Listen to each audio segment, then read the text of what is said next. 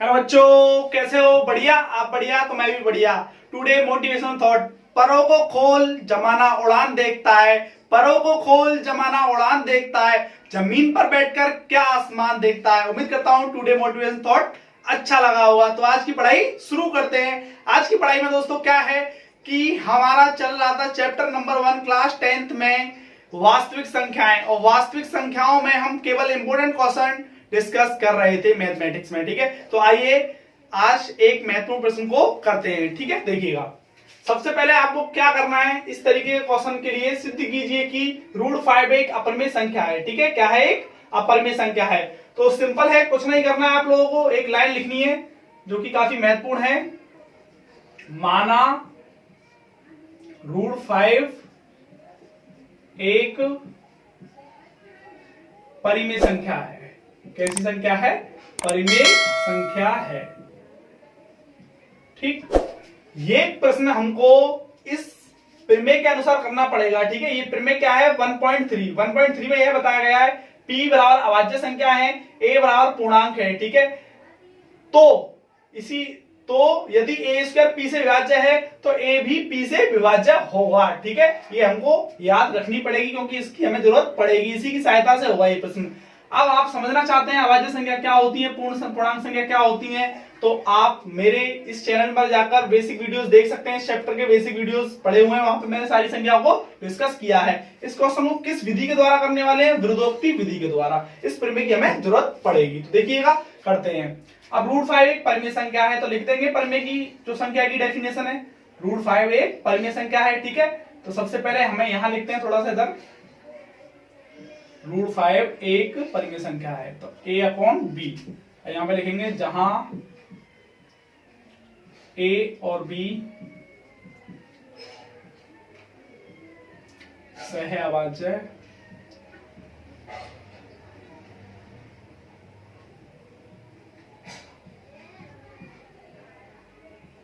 पूर्णांक है तथा b = 0। ठीक है, क्योंकि परिमेय संख्या की डेफिनेशन है, तो परिमेय संख्या कहती है कि आपको p/q के फॉर्म में होना चाहिए। ठीक है, तो इसलिए a और b माना है हमने। ठीक है, लेकिन b = 0 नहीं होना चाहिए। b = 0 हो गया तो ये अनंत हो जाएगा, और अनंत हो जाएगा तो हम इसको सॉल्व नहीं कर पाएंगे। ठीक है, इनफिनिट हो जाएगा जिसको हम सॉल्व नहीं कर पाएंगे, असंभव हो जाएगा। तो अब देखिएगा आगे। अब क्रॉस मल्टीप्लाई जानते हैं आप, इसके नीचे 1 मान लीजिएगा √5 के नीचे, तो a हो गया। a बन जाए, a होता है ना, क्योंकि अब इसका ऐसे मल्टीप्लाई करेंगे तो ये आएगा √5 और ये b। ठीक, √5b। अब क्या करेंगे? दोनों ओर वर्ग करने पर,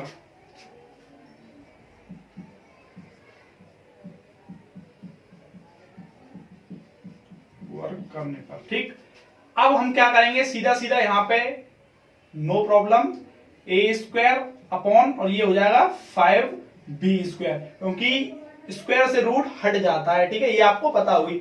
अब ये 5 इसके स्क्वायर में जाएगा, देखो इस तरीके से a²/5। ठीक है, तो अब हमें जरूरत है प्रमेय की, प्रमेय नंबर 1.3 की। हमने पढ़ा था a² 5 से विभाज्य, मतलब a²/p था। यहाँ पे देखो ये a²/p। ठीक है, जब a²/p है, ठीक है, a²/p है तो a भी p से विभाज्य होगी, मतलब a² p से विभाज्य है तो a भी p से विभाज्य होगी। ठीक है, ये हमने पढ़ रखा है। तो सेम यहाँ पे इसी तरीके से ये है, a² 5 से विभाज्य है तो आपका a भी 5 से विभाजित होगी, ये बात डेफिनेटली है। तो इसको हम लिख देते हैं, a² 5 से विभाज्य है।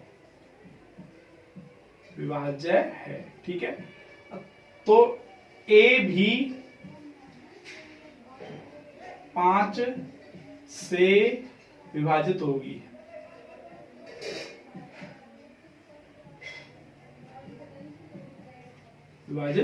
ठीक है, इसको कथन नंबर a नाम दे दीजिएगा, a।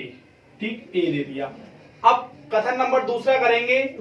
उसको करने से पहले हमको a बराबर 5c मानना पड़ेगा। ठीक है, a बराबर 5c। ठीक है, a का मतलब क्या है? यहाँ पे a बराबर और भी भाज्य संख्या हो सकती है जो 5 से विभाजित हो। जिस तरीके से देखो 5 है, 10 है, और हमारा 15 है, और क्या है हमारा 20 है। ठीक है, 5, 10, 15, 20, ठीक है। अब इसके हम कॉमन गुणनखंड निकालने की स्थिति में लिखें इसको तो 1, 5 इंटू 1 और 5 इंटू 2 लिख सकते हैं, और इसको 5 इंटू 3 लिख सकते हैं और 5 इंटू 4 लिख सकते हैं। देख पा रहे होंगे आप इसमें 5, 5, 5 कॉमन गुणनखंड है, बोले तो उभयनिष्ठ है 5 इसमें, ठीक है, कॉमन है जो कि गुणनखंड है।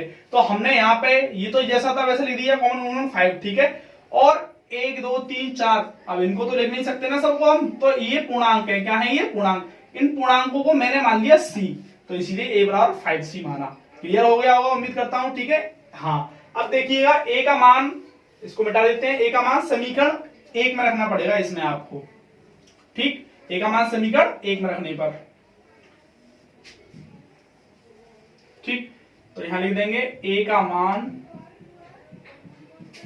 समीकरण 1 में रखने पर,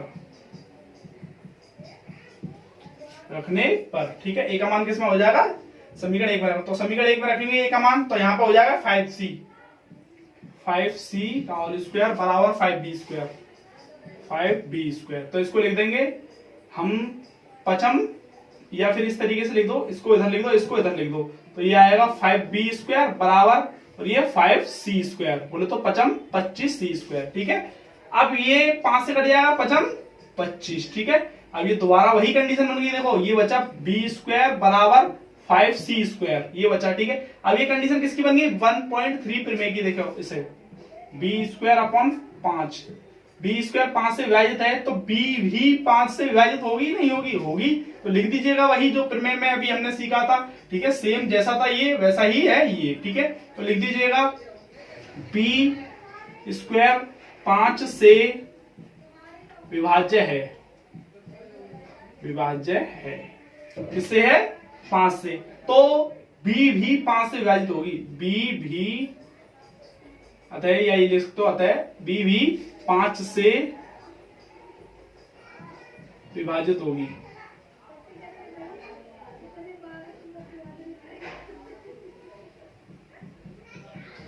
ठीक। अब इसको कथन नंबर बी मान लीजिएगा, कथन बी, ठीक। अब हम लिखेंगे यहां पर कथन ए और बी से, सवाल तो हो चुका है, कथन ए व बी से, ए व बी से, ए व बी में क्या है, ए और बी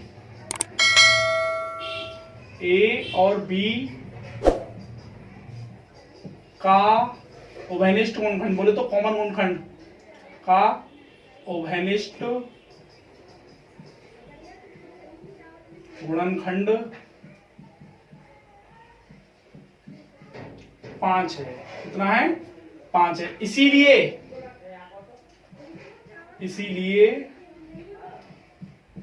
ए और बी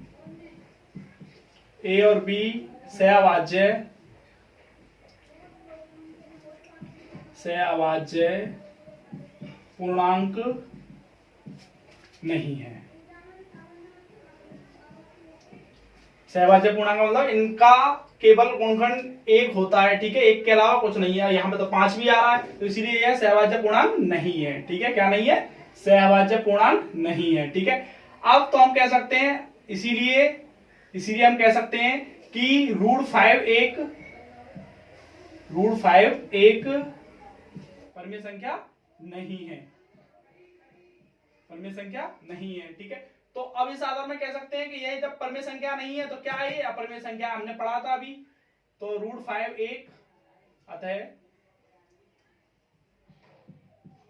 रूट 5 एक अपरिमेय संख्या है,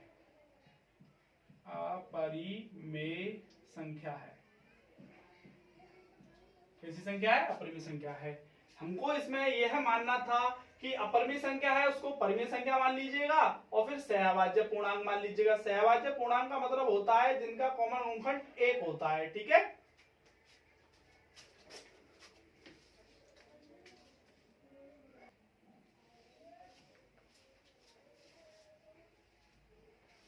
एक बार फिर से समझते हैं इस प्रश्न को कि हमने क्या किया है इसमें, ठीक है। इसमें एक पागलपंती करनी है हमको। पागलपंती क्या है कि रूट 5 एक अपरिमेय संख्या है, लेकिन हमको मान के चलना है ये परमेय संख्या है, ठीक है। क्या मान के चलना है, जैसे इस प्रकार समझ सकते हैं कि सामने वाले पड़ोसी का मकान हमारा है, लेकिन हमको ये बात भी पता है वो हमारा नहीं है, और वो कह रहा है कि वो उसका है, लेकिन हम फिर भी जबरदस्ती कह रहे हैं कि ये मकान हमारा है, तो वो क्या करेगा, प्रूफ लेके आएगा, मतलब घर के कागजात लेकर आएगा, फिर हमको लास्ट में आकर मानना पड़ेगा स्टेटमेंट के द्वारा कि ये मकान उसी का है। ऐसे ही सेम इस क्वेश्चन में किया है हमने कि √5 एक अपरिमेय संख्या है, मतलब ये मकान हमारा है सामने वाला, ठीक है, हम कहने वाले हैं अभी, तो हमने यहाँ पे कह दिया √5 एक परिमेय संख्या, ये कह रहा है अपरिमेय संख्या है, लेकिन हमको √5 एक क्या करना है, परिमेय संख्या मान लेना, मतलब दूसरे का मकान अपना मान लेना। जैसे ही इसने प्रूफ दिया ए और बी दोनों प्रूफ दिए, ये दोनों प्रूफ दिए, तो हमने मान लिया कि भैया यह एक अपरिमेय संख्या है। क्या है ये, अपरिमेय संख्या है। यहां से एक बार और समझ लेते हैं, थोड़ा सा अगर क्लियर ना हुआ हो तो। कथन ए और बी से ए और बी का उभयनिष्ठ गुणनखंड 5 है। क्या है, जब उभयनिष्ठ गुणनखंड आ गया इसका, तो ये सहभाज्य पूर्णांक कहां रहे, सहभाज्य पूर्णांक नहीं है तो यह परिमेय संख्या भी नहीं है। सहभाज्य पूर्णांक होंगे तभी तो यह परिमेय संख्या होगी, तो ए और बी सहभाज्य पूर्णांक नहीं है तो यह परिमेय संख्या भी नहीं है। परिमेय संख्या नहीं है तो फिर कैसी संख्या है, तो इसीलिए यह अतः एक √5 एक अपरिमेय संख्या है। कैसी संख्या है, अपरिमेय संख्या है। उम्मीद करता हूं आपको यह सब क्वेश्चन समझ में आया होगा। अगर समझ में आया तो वीडियो लाइक कीजिएगा, कमेंट कीजिएगा, शेयर कीजिएगा, और शेयर जरूर कीजिएगा। अगर आपने यहां तक वीडियो देखी है उसके लिए बहुत बहुत धन्यवाद, और आपके पास बहुत ही धैर्य है और आप आगे बहुत जाने वाले हैं। थैंक्स।